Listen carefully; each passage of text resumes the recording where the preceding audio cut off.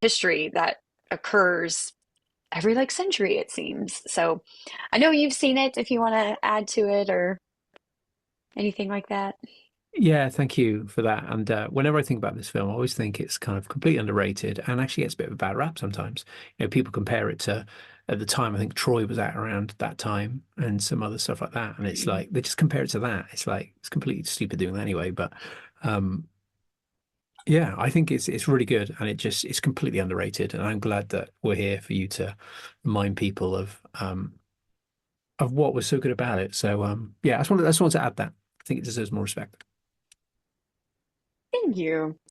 And now another movie that I'm going to share, V for Vendetta, with my girl Natalie Portman. It also stars Hugo Weaving as the other lead actor. It is following a world war. London is a police state. It's occupied by a fascist government, and a vigilante known only as V uses terrorist attacks to fight the oppressors of the world in which he now lives in. When saves a young woman named Eve, as Natalie Portman's character, from the secret police, he discovers an ally in his fight against England's oppressors.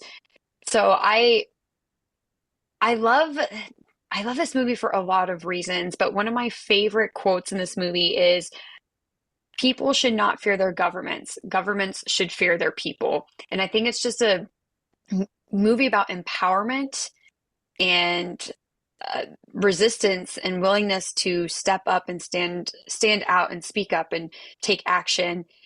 And also, super fun fact for this movie, I may or may not have shared this when we talked about my girl Natalie Portman, but when her head is shaven in the movie, it is live. She literally shaved her head. They had one take to get it right, and it is a intense scene. It's super crazy. So, wanted to share that little bit as well. Um, so, what are your thoughts on this? I don't think we ever talked about how it is based in London, or if there is a difference of opinion. Kind of, we talked in other episodes where some American-based movies, how people in America see them different than people outside of America. So is that kind of the same for this one too?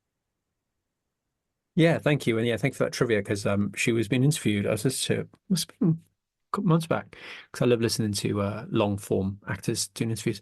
She was talking about the scene with the shaving her head and stuff. It sounds really fascinating too. God, I mean the pressure, one take. Ooh, not good, but amazing. Uh, but yeah, I kind of you're right. I know sort of with the London British connection to it. But the main thing I take from that movie is like it's the kind of movie that you could make today, right? You could make a modern day, completely unrelated to any of that, but like the dynamic, the storyline, different characters, and the characters' intention, what their mission is. But obviously, it's been set in a different timeline, and that's what I love about it. It's kind of like fresh and modern. No matter when you watch it, it works, and it's really current and really on point.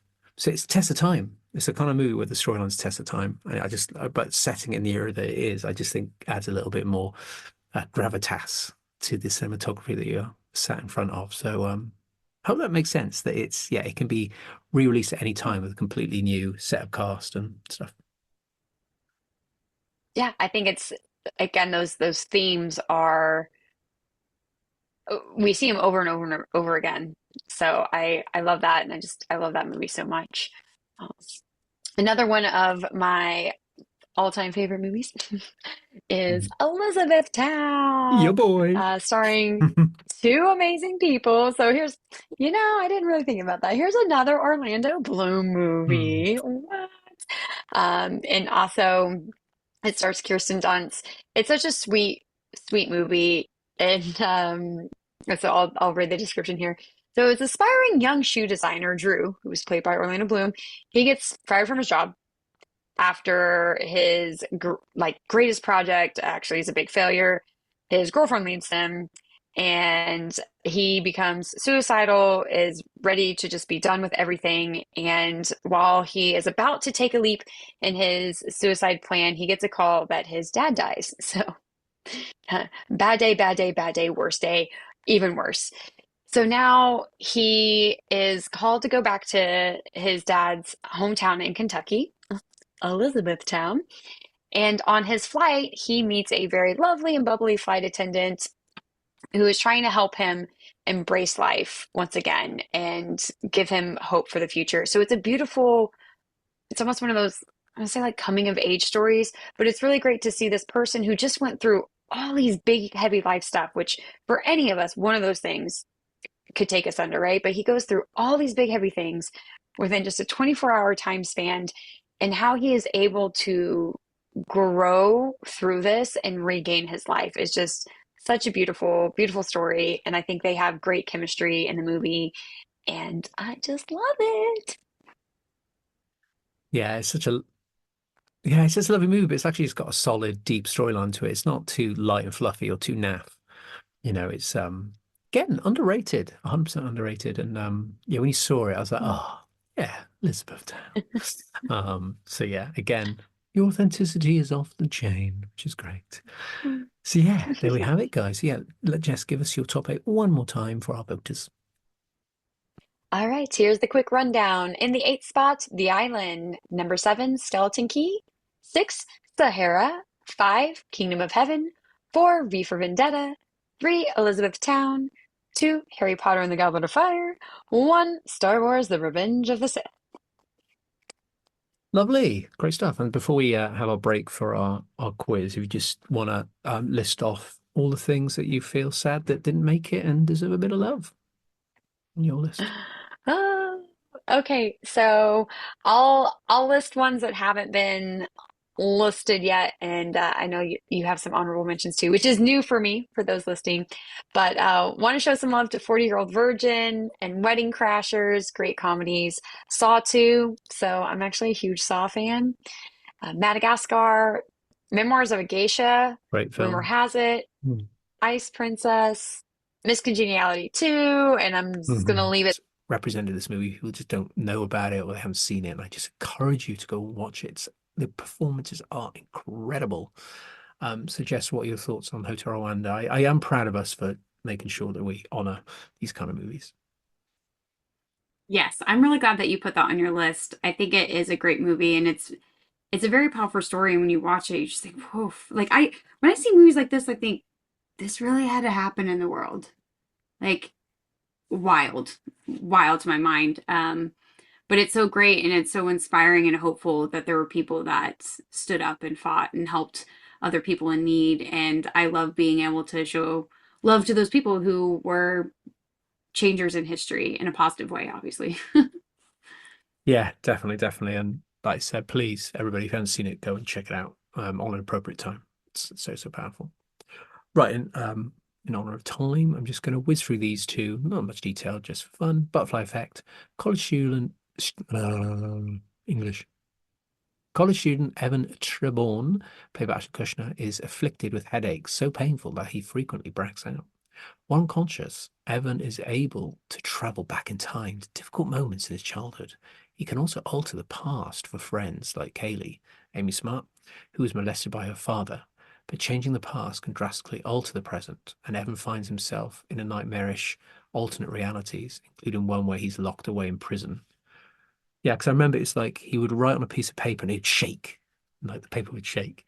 But I just remember like Amy Smart's character, if I recall, she becomes a drug addict, so he tries to fix things and completely ruins her life, even more than it already was from the molestation. So she ends up being a drug addict and all that. It's such a good film. It's such a good idea for a storyline. And he was just incredible. I mean, people knew him from that 70s show and everything, but he showed us what he was all about in this. And I loved it. So good.